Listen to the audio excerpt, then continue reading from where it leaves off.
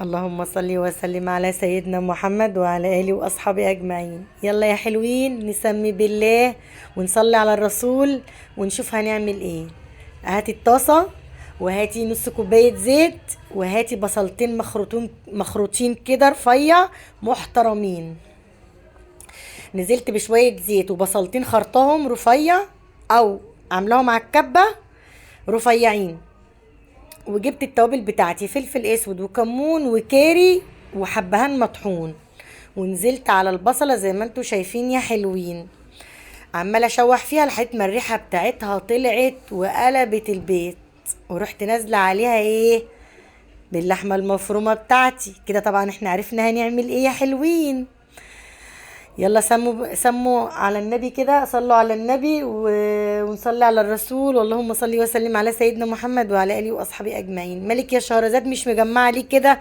مش عارفه، حاسه ان انا زي ما اكون تايهه كده في نفسي. يلا ادعوا لي يا جماعه عشان انا تعبانه، والله العظيم بجد تعبانه يعني. الحمد لله على السراء والضراء، الحمد لله، ربنا يجيبه كله رضا رضا ونعمه.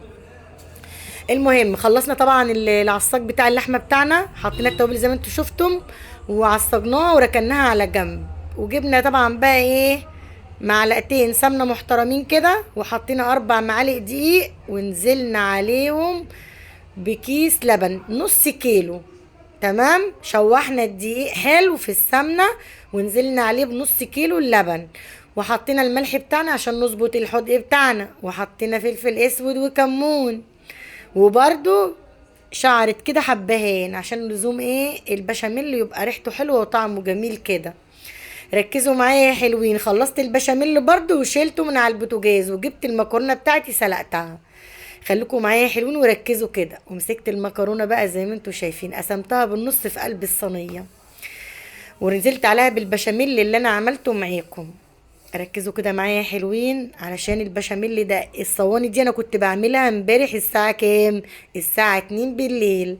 ابني جه وقال الا اكل بشاميل يا ماما وجلاش. يا ابني يهديك يرضيك، قال لي لا دلوقتي حالا لازم تقومي تعمليهم ليا، انت شاطره والمطبخ وقفته بتقفي في المطبخ ما بياخدش معاكي الحاجه نص ساعه وبتخلصيها.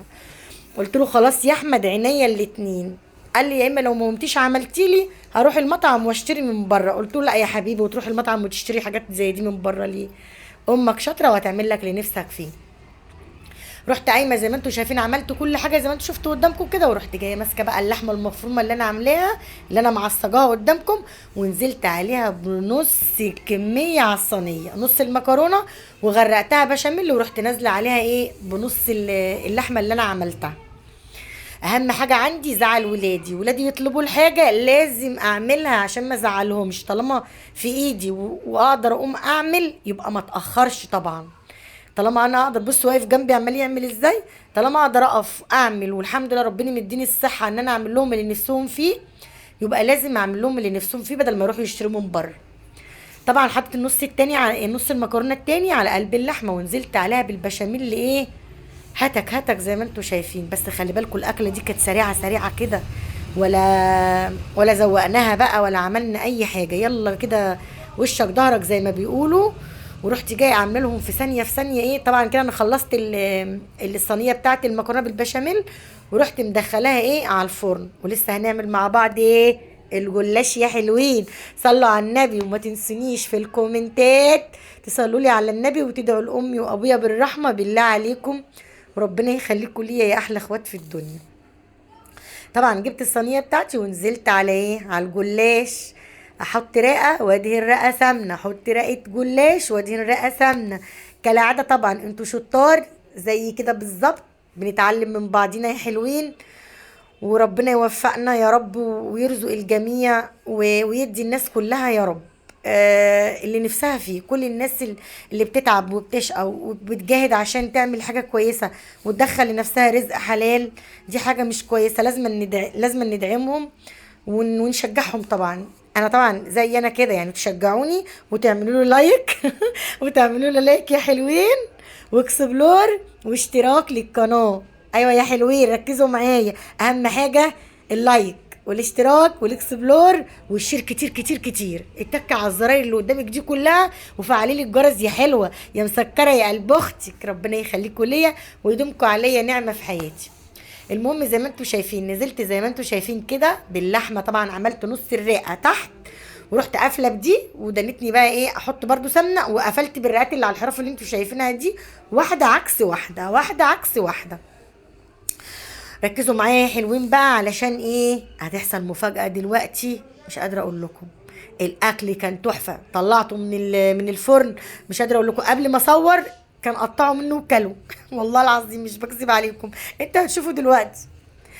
خلصت كده كل الكميه بتاعتي الجلاش زي ما انتوا شايفين ودهنت كل الكميه اللي انا حطيته رقه كده ورقه كده سمنه وقطعته زي ما انتوا شايفين يا حلوين مكعبات كده كبيره. ما رضيتش اعملهم مثلثات عشان ايه كنا مستعجلين بقى ومش لسه هنزوق والكلام ده واللقمه بالليل بقى بنعملها على السريع على السريع عشان منها ان احنا ايه ما نزعلش العيل برضو طلب الحاجه لازم نعملها له. وفي نفس الوقت برضو ايه الست الشاطره بتعمل من الفسيخ شربات زي ما قلنا يا حلوين. لازم ايه نقوم نتشطر كده وما نشتريش الحاجه غاليه من بره. وعليه نشتريها غاليه من بره طالما كل حاجه عندنا في البيت ونقدر نعملها. جبت شويه لبن حطيت عليها بيض حطيت على شويه اللبن بيضه وحطيت شويه فلفل اسود عشان الزفاره واديتها شويه ملح سيكه كده شويه صغيرين. ورحت جايه ايه طبعا كنت انا قطعتها رحت سقياها باللبن اللي انا عملته والبيض وشويه الفلفل الاسود. وبديت كده ان انا امسك السكينه احطها في الفتحه اللي انا فتحتها للجلاش عشان ايه عشان التشريبه اللي انا حطاها تنزل تحت في الجلاش من تحت برضو يبقى ايه اتشربت من فوق ومن تحت عشان نحطها في الفرن بقى وما نفتحش عليها. ودي كان شكلها النهائي يا حلوين. بصوا الصينيه انا اول ما طلعتها دخلت لقيت ابني راح قاطع منها حته زي ما انتم شايفين. قال لي يا ماما انا فطست انا عايز اكل انا جعان هموت يا ماما. قلت له خلاص انت اكلت بألف هنا وشفا.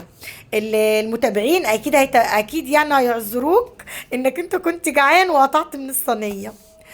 ربنا يخليكم يا حبايب قلبي ويدومكم عليا نعمه في حياتي. واهم حاجه يا روحي انت وهي تعملوا له اكسبلور وكومنت حلو يا قلبي.